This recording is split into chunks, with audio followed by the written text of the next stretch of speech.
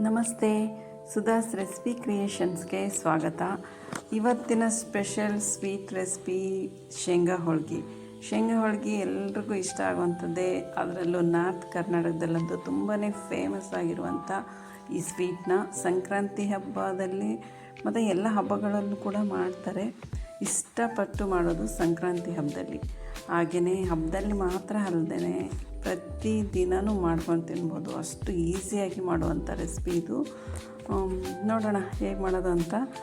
ಈಗ ನಮ್ಮಮ್ಮ ಬಂದಿದ್ದರು ನಮ್ಮ ಮನೆಗೆ. ಆ ಟೈಮಲ್ಲಿ ನಾನು ಈ ಸ್ವೀಟ್ಸ್ ರೆಸಿಪಿನ ಎಲ್ಲರೂ ಸೇರಿ ಮಾಡಿದ್ವಿ. ನನ್ನಮ್ಮ, ಅಪ್ಪ, ತಂಗಿ, ಅವ್ರ ಮಕ್ಕಳು ಎಲ್ಲರೂ ಬಂದಾಗ ಅವ್ರಿಗೆ ಇಷ್ಟ ಅಂತ ಈ ಸ್ವೀಟ್ನ ಮಾಡಿದ್ವಿ.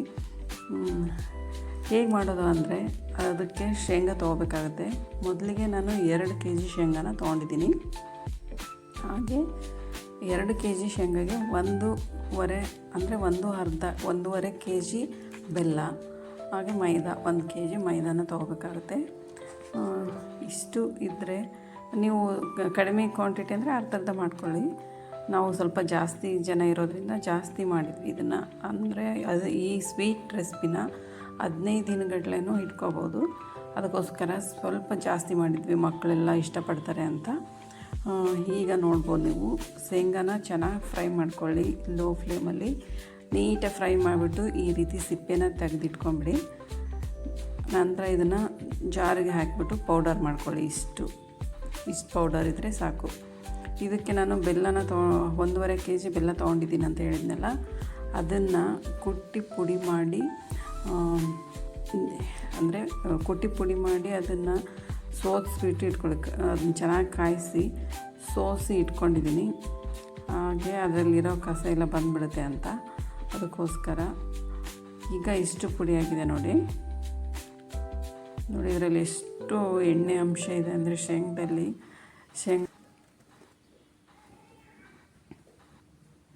ನೋಡಿ, ಹಿಂಡಿದಾಗೆಲ್ಲ ಬರ್ತಾನೆ ಇರುತ್ತೆ ಆಯಿಲ್. ಈಗ ಮೈದಾ ಹಿಟ್ಟನ್ನು ನಾದ್ಬಿಟ್ಟು ರೆಡಿ ಮಾಡಿಟ್ಕೊಳ್ಳಿ. ಪೂರಿ ಹಿಟ್ಟಿನ ಅದಕ್ಕೆ ರೆಡಿ ಮಾಡಿಕೊಂಡ್ರೆ ಸಾಕು. ಈಗ ನೋಡಿ, ಇಷ್ಟು ಪುಡಿ ರೆಡಿಯಾಗಿದೆ. ಶೇಂಗಾ ಪುಡಿ ಇದಕ್ಕೇ ಬೆಲ್ಲನ ಮಿಕ್ಸ್ ಮಾಡ್ಕೋಬೇಕು. ನಾವು ಸೋದಿಸಿ ಸ್ವಲ್ಪ ತಣ್ಣಗಾಗೋದಕ್ಕೆ ಬಿಟ್ಟಿದ್ದೆ, ಆವಾಗ ಇದು ಬೆಲ್ಲ ಈ ರೀತಿಯಾಗಿದೆ ನೋಡಿ.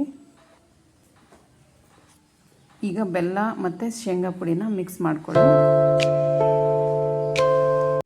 ಹಾಗೆ ನೀವು ಕೇಳ್ಬೋದು, ಬೆಲ್ಲಕ್ಕೆ ನೀರು ಹಾಕಿ ಪಾಕ ಮಾಡಿ ಅದನ್ನು ಸೋಸಿಟ್ಕೊಂಡ್ರೆ ನೀರಾಗುತ್ತಲ್ಲ ಅಂತ. ಹೌದು, ನೀವು ಡೈರೆಕ್ಟಾಗಿ ಹಾಗೆ ಹಾಕಿದರೆ ಸ್ವಲ್ಪ ನೀರಾಗುತ್ತೆ. ಅದ್ರ ಹೂರಣ ಏನು ಮಾಡ್ತೀವಲ್ಲ, ನಾವು ಆ ಥರ ಮಾಡಬಾರ್ದು. ಪೌಡರ್ ಮಾಡಿಟ್ಕೊ, ಸ್ವಲ್ಪ ಹೊತ್ತು ಬಿಟ್ಟರೆ ತಣ್ಣಗಾದ ನಂತರ ಅದು ಪುಡಿಯಾಗಿ ನಾವು ಮಾಡ್ಬೋದು.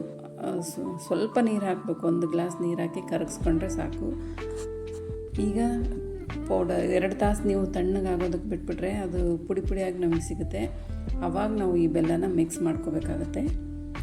ನೋಡಿ, ನಾವೀಗ ಬೆಲ್ಲನ ಮಿಕ್ಸ್ ಮಾಡಿ ಅದ್ರ ಜೊತೆ ಸ್ವಲ್ಪ ಏಲಕ್ಕಿ ಪೌಡರ್ನ ಹಾಕಿದ್ದೀವಿ ಫ್ಲೇವರ್ಗೆ. ಅದನ್ನೆಲ್ಲ ಹಾಕಿ ಈಗ ಸ್ವಲ್ಪ 1-2 ಸ್ಪೂನು, ಈ ತುಪ್ಪದ ಸ್ಪೂನ್ ಅಂತ ಹೇಳ್ತೀವಿ ನೋಡಿ, ಚಿಕ್ಕ ಸ್ಪೂನಲ್ಲಿ 2 ಸ್ಪೂನ್ ಸ್ವಲ್ಪ ನೀರು ಹಾಕಿ ಇದನ್ನು ನಾದ್ಕೋಬೇಕಾಗತ್ತೆ. ಜಾಸ್ತಿ ಎಲ್ಲ ಹಾಕೋಕೆ ಹೋಗಬಾರ್ದು. ಜಾಸ್ತಿ ಹಾಕ್ಬಿಟ್ರೆ ನೀರಾಗಿಬಿಡುತ್ತೆ. ಆವಾಗ ನಮಗೆ ಹೋಳಿಗೆ ಮಾಡೋದಕ್ಕೆ ಬರೋದಿಲ್ಲ. ಈ ರೀತಿ 2 ಸ್ಪೂನ್ ನೀರು ಹಾಕಿ ಅದನ್ನು ಚೆನ್ನಾಗಿ ಮಿಕ್ಸ್ ಮಾಡ್ಕೋಬೇಕಾಗತ್ತೆ. ಈಗ ನೋಡಿ, ನಮ್ಮಮ್ಮ ಮಾಡ್ತಾಯಿದ್ದಾರೆ. ಇದೇ ರೀತಿ ಚೆನ್ನಾಗಿ ನಾದ್ಕೊಂಡು ಮಿಕ್ಸ್ ಮಾಡಿ ಈ ರೀತಿ ಉಂಡೆಗಳನ್ನಾಗಿ ಮಾಡಿ ಇಟ್ಕೊಂಬಿಟ್ರೆ ಮಾಡೋದಕ್ಕೆ ತುಂಬ ಸುಲಭ ಆಗುತ್ತೆ. ಈಗ ಮೈದಾ ಹಿಟ್ಟನ್ನು ನಾದಿಟ್ಕೊಂಡಿದ್ವಲ್ಲ, ಅದು ಕೂಡ ಈಗ ರೆಡಿಯಾಗಿದೆ ನೋಡಿ.